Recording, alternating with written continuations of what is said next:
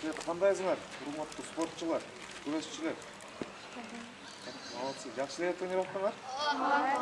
Молодецтер. Мына силерди азыр тренировка кылдырып аткан бул биздин да агай болгон Асан агайыбыз мына Кыргыз Республикасына эмгеги сиңген мастер спорт Кыргыз Республикасына. Ушул спортко эмгеги сиңген спортчулардын бири бияктан мынакей биздин дагы бир акебиз, агайыбыз мынакей биздин дагы силердин агайыңар ушу күрөштү Ташкөмүр шаарында өсүп өнүгүүсүнө негизинен чоң бир салым кошкон ушул агайлар. Жакшылап тренировка кылгыла, машыккыла, агайды уккыла. Спорт бул ден соолуктун булагы дейт.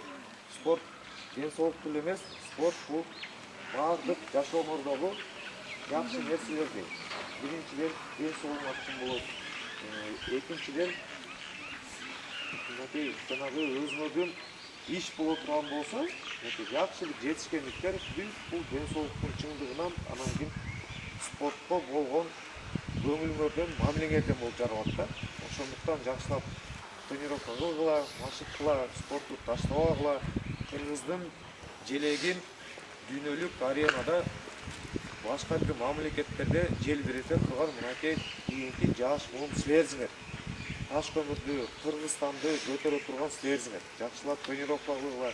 Кыргызстандын желегин башка мамлекеттерде желбиретсеңер, телевизордон биз көрүп турсак, мынакей ушу Аксаган агайыңар, мынакей биякта биздин Касым агайыбыз, мынакей биз сүйүнөбүз силерди көрүпчү. Жакшылап тренировка кылгыла, мынакей агайыңарды уккыла, мээнети аябай күч.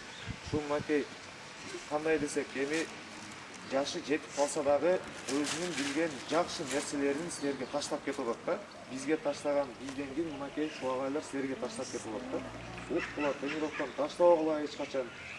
Мынакей биз шаардын бийлиги мынакей сиздерге Асан агай, Касым агай мынакей колубуздан келишинче көмөк көрсөткөнгө аракет кылабыз.